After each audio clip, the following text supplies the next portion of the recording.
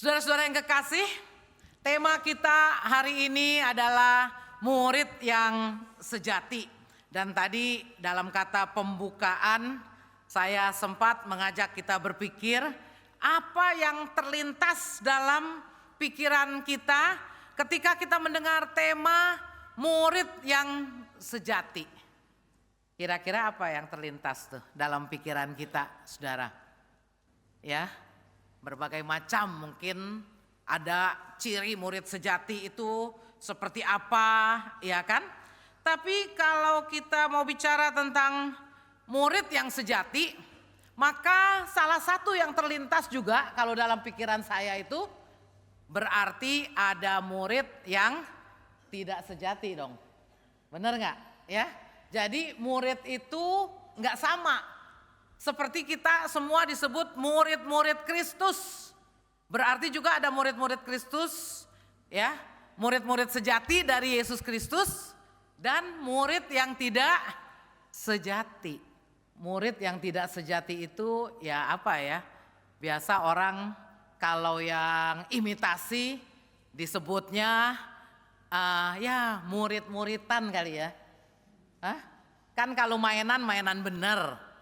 Ya, kalau main-main ya. Nah, jadi seringkali di ini ya. Jadi murid-muridan. Jadi bukan murid yang sejati. Nah, ini yang akan kita pikirkan, saudara-saudara. Apakah kita murid sejati dari Yesus Kristus atau kita ini cuma mengaku-ngaku muridnya Yesus? Jadi yang ngaku-ngaku ya ngaku-ngaku Kristen, karena kata Kristen itu kalau kita disebut orang Kristen itu menunjuk bahwa kita ini adalah muridnya Kristus, ya murid Kristus. Jadi harus seperti apa murid Kristus? Nah, hari ini kita akan bersama-sama untuk merenungkan kembali ya murid Kristus itu seperti apa sih? Dan sudah seberapa saya itu menjadi murid yang sejati dari Yesus Kristus, saudara-saudara. Saudara-saudara, saya mau mulai dengan kembali mendalami kata murid, ya. Kata murid dalam bahasa Yunani, kata murid itu adalah matetes, ya, saudara. Matetes, ya kayaknya ada math-nya gitu ya, kayak math. Matematika kali gitu ya, tapi matetes, saudara-saudara, dan ini menunjuk pada usaha untuk belajar dari orang lain melalui instruksi formal maupun informal, ya. Jadi di sini menarik sekali ketika berbicara mengenai murid, dia adalah orang yang mau berusaha belajar, ya, ingat ya. Jadi berusaha belajar. Jadi berarti kalau namanya murid, biar namanya murid sejati, bukan orang yang sudah sempurna, ya. Kalau udah sempurna dia nggak jadi murid lagi kali kan. Tapi seorang murid adalah seorang yang mau berusaha belajar dari orang lain melalui instruksi formal maupun informal, ya. Nah, karena itu seseorang bisa jadi matetes atau murid sejati jika bersedia ya di bawah mengikuti bimbingan dari seorang yang dalam bahasa Yunani disebut didaskalos. Didaskalos itu juga adalah guru ya, atau maestro lah gitu kan ya.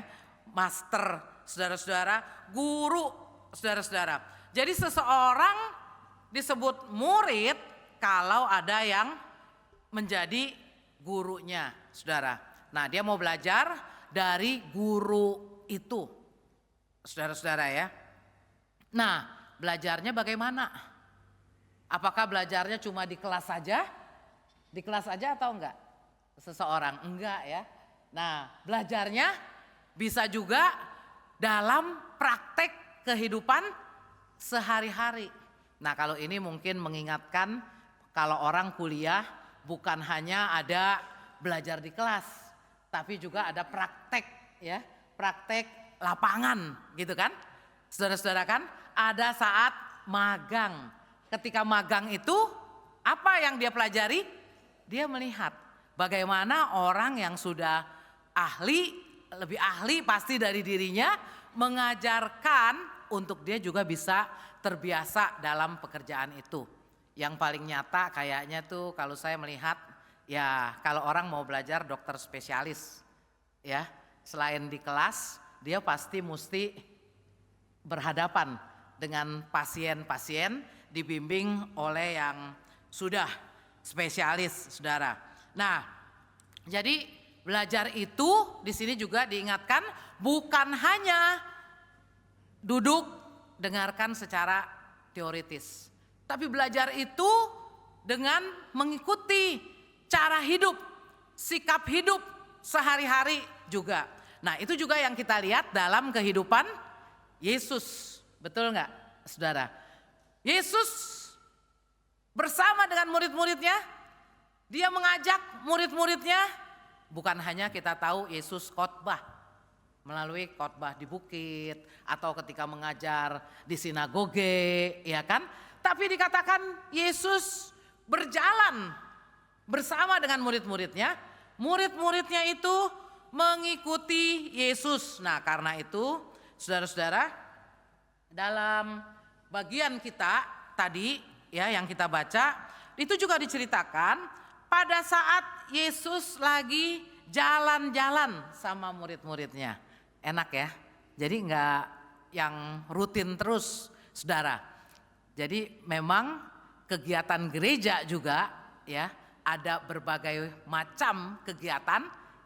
Menurut saya enggak salah, benar enggak? Ya, tadi kayaknya pengumuman bulan keluarga ada apa?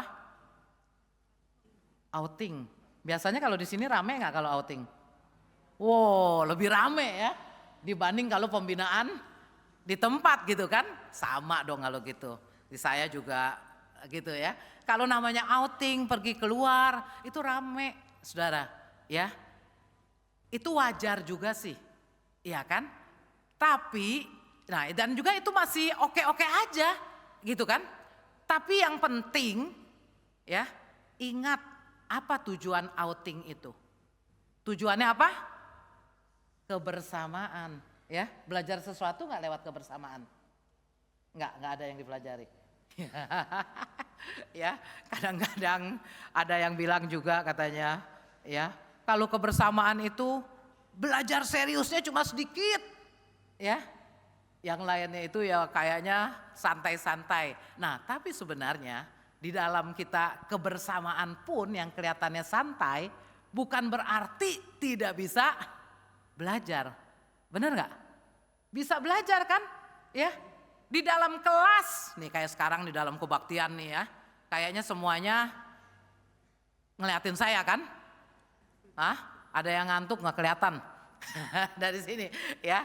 Nah, saudara-saudara, tapi juga tidak menjamin bahwa ketika kita duduk bersama di sini, belajarnya itu lebih banyak daripada ketika kita belajar berelasi, berinteraksi satu dengan yang lain. Jadi yang mau dikatakan itu ada berbagai macam ya kesempatan belajar, ya cara belajar. Nah, Yesus jalan sama murid-muridnya dan di tengah jalan ya menarik sekali. Yesus nanya itu enggak ketika di sinagoge gitu kan. Tapi di tengah jalan Yesus bertanya kepada murid-muridnya, kata orang siapakah aku ini? Saudara-saudara, jadi Yesus yang sudah diikuti murid-muridnya berapa tahun, Yesus pengen tahu murid-muridnya itu ya, perhatikan gak pendapat orang tentang siapa Yesus, saudara-saudara. Lalu murid-muridnya menjawab ya, kata mereka kepadanya, ada 3 jawabannya, saudara. Ada yang mengatakan engkau adalah Yohanes Pembaptis. Ada lagi yang mengatakan engkau itu adalah Elia. Ada lagi yang mengatakan engkau itu adalah para nabi, ya. Berarti dari yang murid-murid dapatkan tentang pandangan orang mengenai siapa Yesus, ya. Orang banyak yang pandangan yang ditangkap oleh murid-murid orang banyak memang memandang Yesus bukan sekedar orang biasa, tapi mereka menyamakan Yesus dengan tokoh-tokoh besar ya yang ada di dalam agama Yahudi, saudara-saudara. Nah, jadi ini juga menarik ya. Kita dalam belajar bukannya cuek terhadap pendapat berbagai orang ya.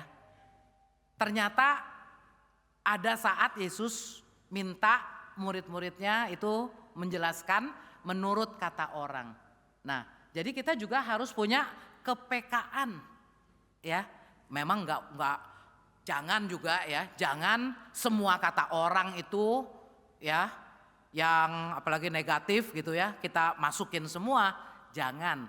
Tapi ya jangan juga kita cuek sama sekali. Ternyata ada yang bermanfaat, saudara-saudara. Nah, jadi itu ya, mereka menyatakan Yesus itu yang pembaptis, Elia, dan seorang dari para nabi, saudara-saudara. Pertanyaan selanjutnya, Yesus nggak bertanya sampai di situ saja, ya. Yesus bertanya lagi selanjutnya, ia bertanya kepada mereka pada ayat 29, dikatakan menurut kamu. Nah, kalau tadi pertanyaannya ya kata orang. Tapi di sini menurut kamu siapakah aku ini? Jadi nggak cukup cuma tahu menurut kata orang ya. Tapi sama murid-murid harus kenal menurut mereka sendiri Yesus itu siapa. Kita pun juga sebagai pengikut Yesus kita mesti ya dengan mantap mengenal Yesus, makin kenal dia. Kalau Yesus bertanya menurut kata kamu aku ini siapa ya, kita bisa jawab. Jawabannya jangan lagi kata pendeta situ ya, Yesus itu juru selamat.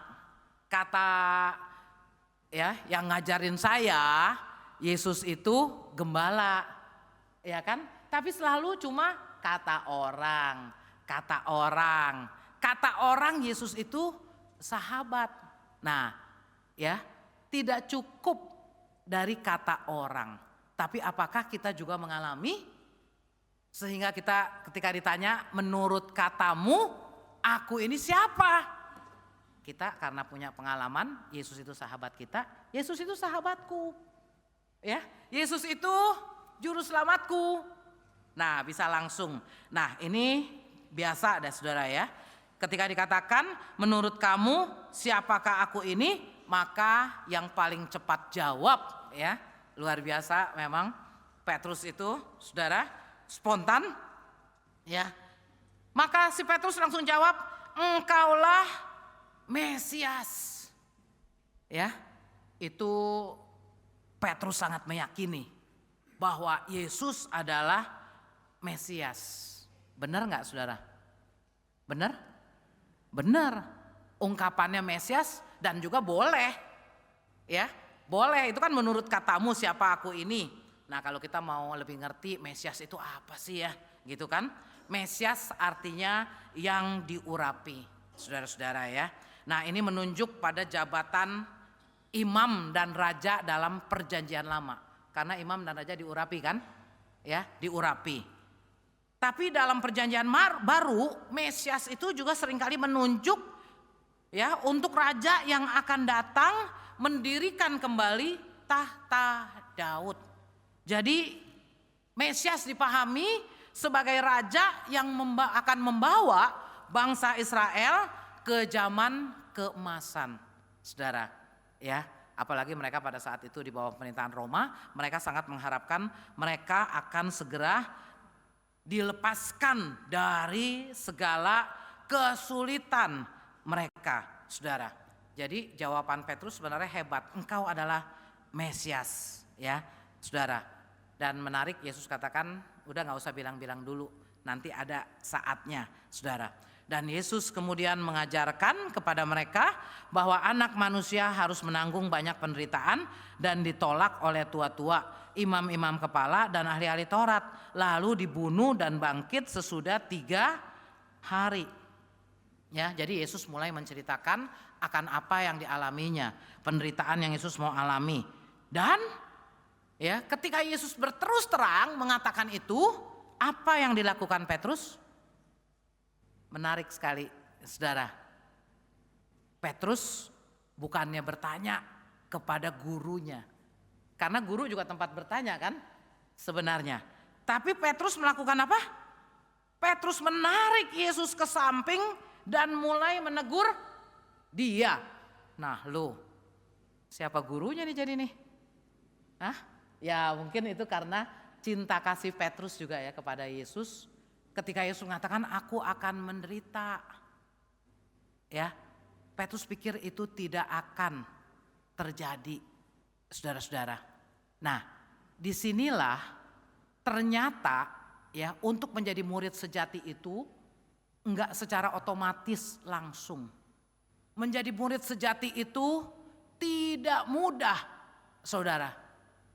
Kayaknya kita udah ngerti, tapi bisa jadi masih ada perbedaan. Perbedaan apa? Persepsi. Perbedaan persepsi. Ya. Mesiasnya udah bener. Tapi Mesias yang ada di dalam benak Petrus adalah itu Mesias yang akan segera membebaskan dari segala penderitaan. Mesias yang sangat hebat itu. Ya. Yang Yesus katakan, aku nih. Ya. Yesus katakan anak manusia harus menanggung banyak penderitaan. Pada saat itu sepertinya Petrus seolah tidak ingat siapa yang guru dan siapa yang murid. Kalau dia masih ingat Yesus itu gurunya, dia mungkin bertanya lagi kan? Bertanya, apa sih yang kamu maksudkan ya? Gitu enggak? Guru, apa yang engkau maksudkan? Tapi Petrus terlalu yakin dengan apa yang ada dalam benaknya sendiri. Karena itu langsung menarik Yesus ke samping, mulai menegur dia. Ya, jadi muridnya yang menegur gurunya.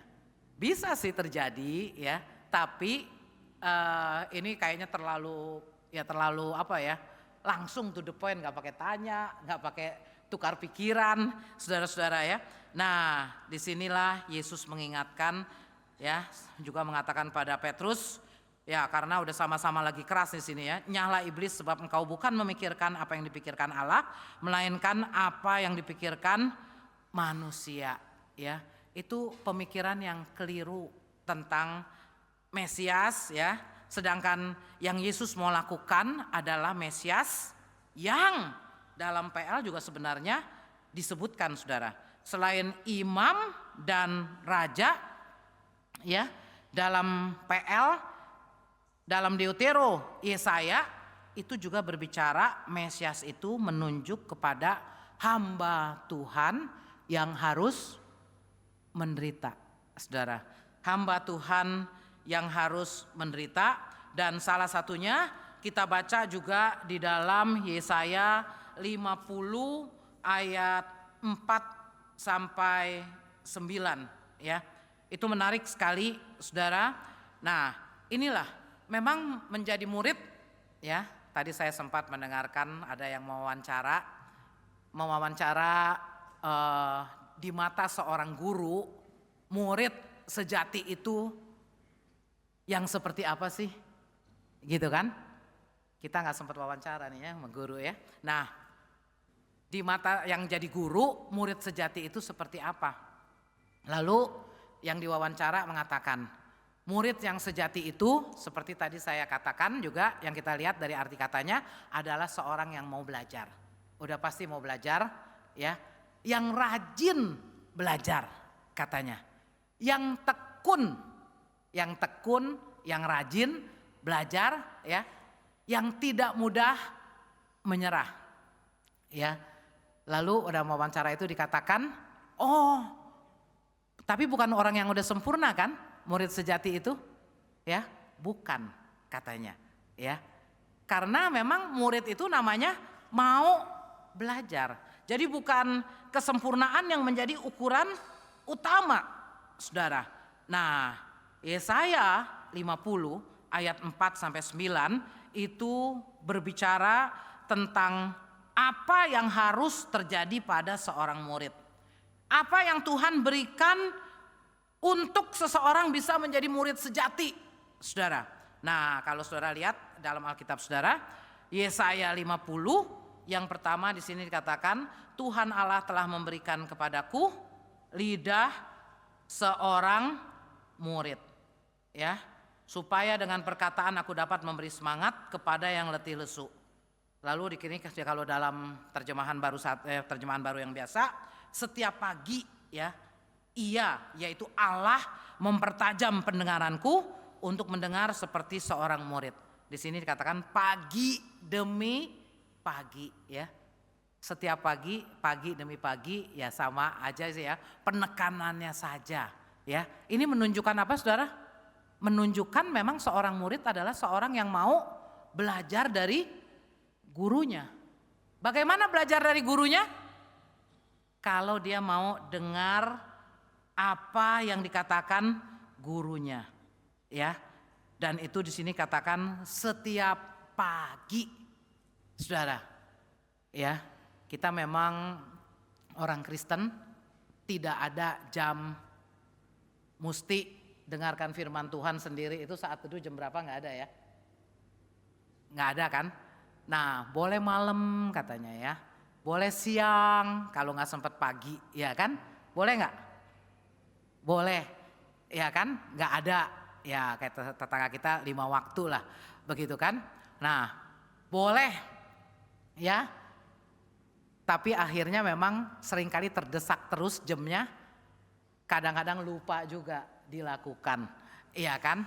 Nah, sedangkan ya yang teman kita itu kalau yang harus sembahyang pagi, iya kan? Dia sudah menyediakan waktu pagi-pagi.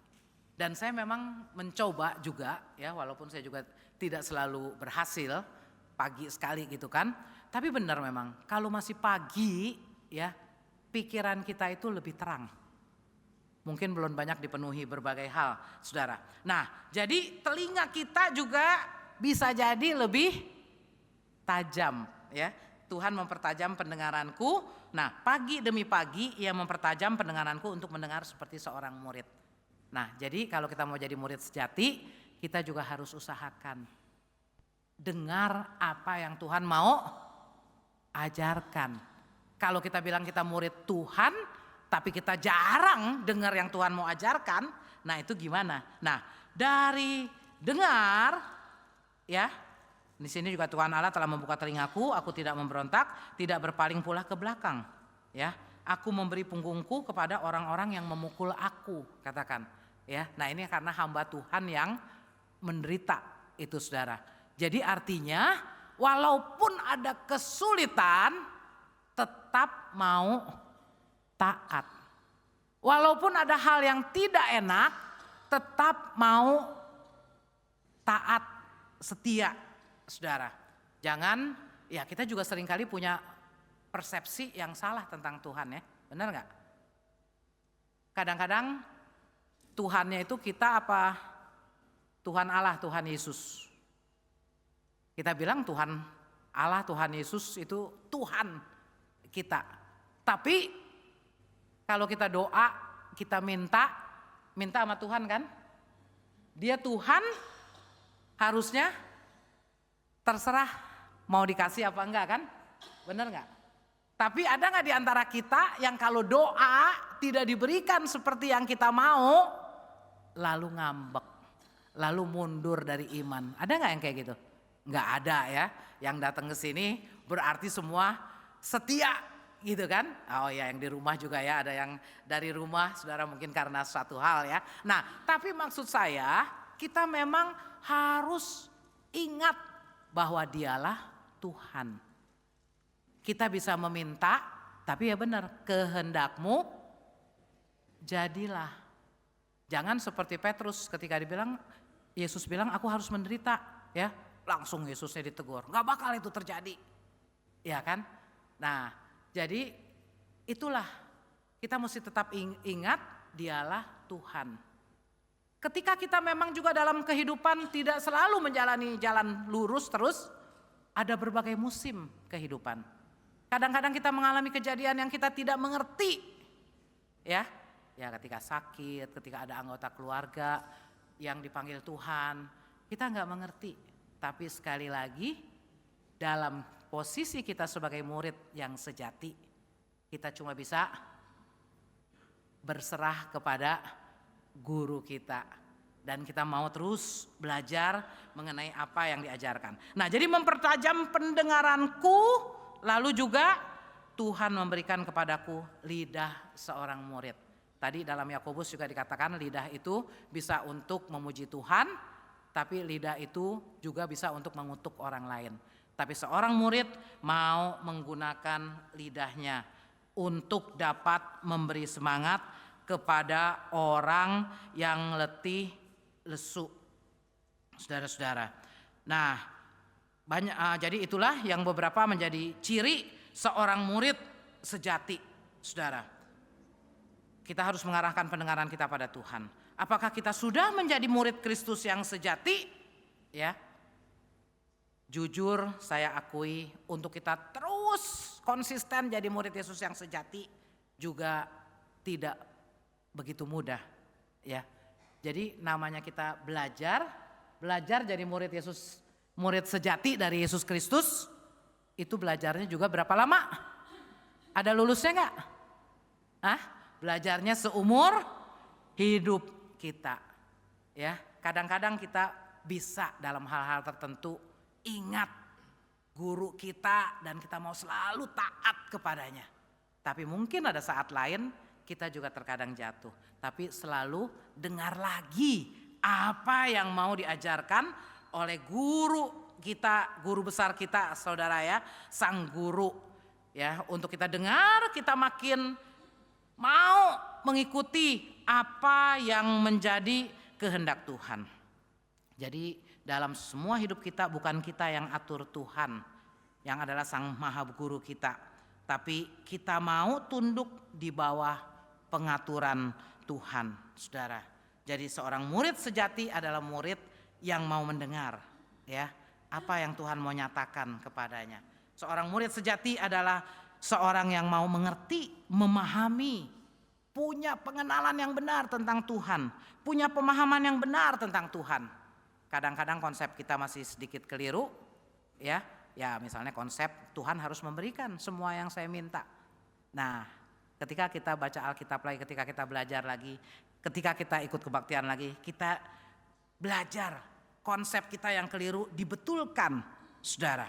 Ya, jadi kita mendengar, mengerti, memahami, kita juga menjadi murid Kristus yang mempunyai perkataan yang membangun kehidupan, dapat memberikan semangat bagi yang letih lesu.